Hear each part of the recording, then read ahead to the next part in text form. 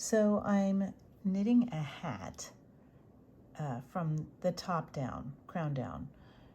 It's Woolly Wormhead's Dylan's Beanie. And I'm using the magic loop technique. I had put it away last night and yoinked all my loops out. So this is a good time for me to show how magic loop gets set up and how you place the loops and what they do.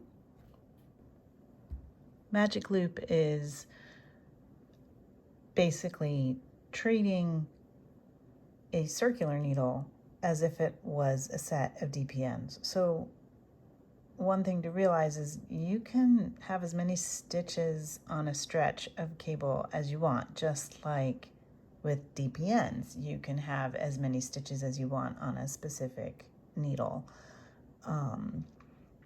It really doesn't matter. It's all about what's comfortable for you. It's helpful, I think, to keep pattern repeats together, whether you're dealing with DPNs or you're doing magic loop. I'll try to do that here, but if I screw it up, just as you can with a set of DPNs, you can shift a stitch over to another section of cable. So basically, this is my cable needle, my circular needle rather, setup. I've got, I think this is a 47-inch cable. I don't remember. But here is my beginning of row stitch marker. And you can just see that I've got all the stitches on a single stretch, and it would be really hard to knit that, right? I could actually do it though if I pull, nope, wrong one. If I pull all of the stitches off over here and shove my needle in that way. Sorry about the Band-Aid. I could just, boop-a-doo, start knitting around in a circle like this, right? I can just start going. And lo and behold, I have this enormous, loop of the cable just sort of out in the world. And you know what? This is big enough for me to probably do that comfortably. I have pretty short needles. These are 3.5-inch interchangeables. So that is magic loop. But most people wouldn't want to have just a single huge loop any more than, you would want 2 double-pointed needles in a DPN setup. So I'm going to show you,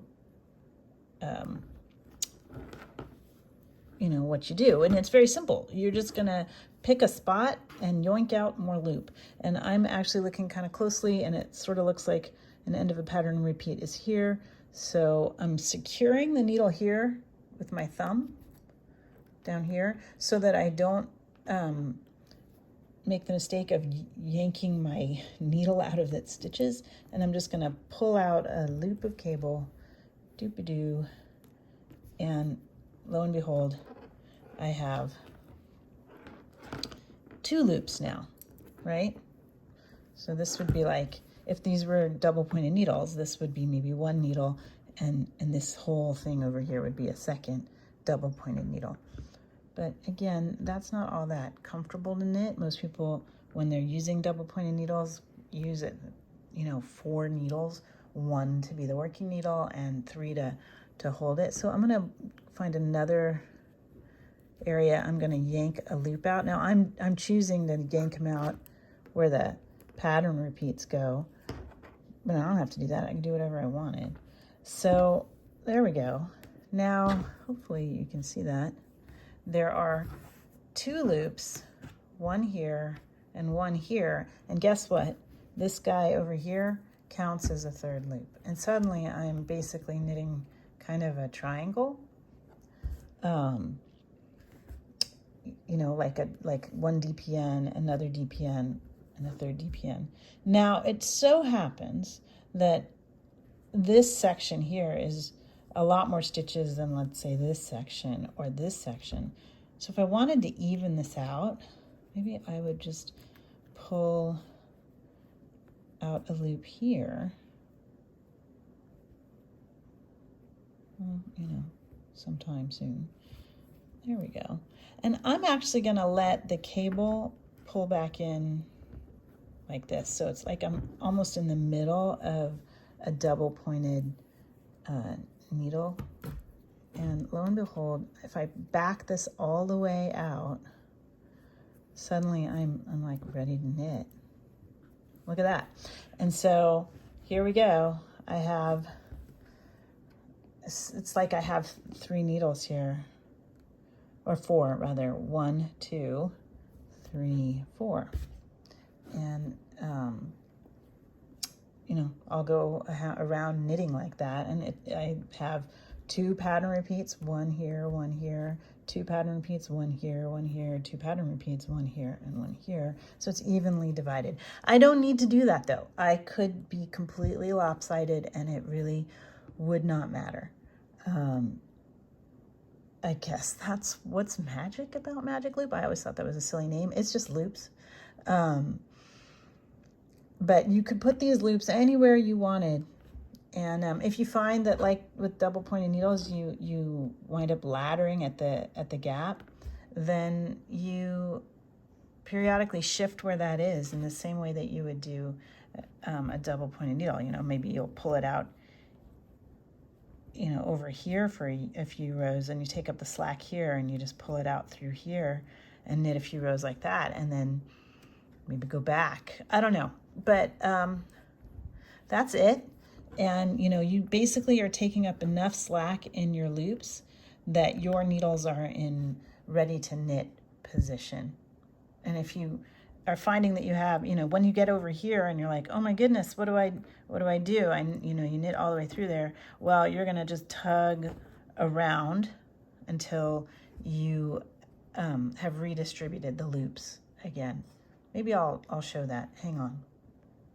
All right, I've knit around until I'm just 2 stitches away from the first loop in my circle, and I just completed that. Now I have all of this here, right?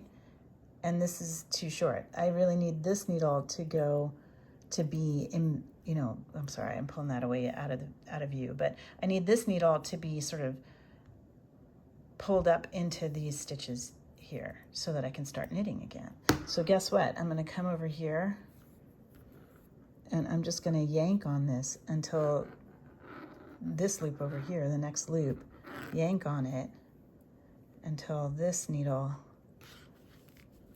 is positioned for knitting, which now it is, right?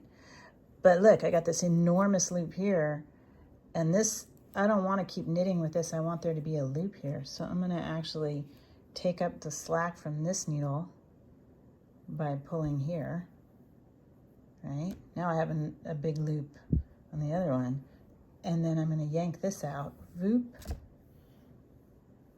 and now I'm ready to knit again. And I still have my 3 needles. Sorry, I've got all this tangled here. That's my tail. All right, so once again, we've got 3 loops that I've just created, and I'm ready to keep knitting around like here. I hope that's clear. If not, I'll make another video.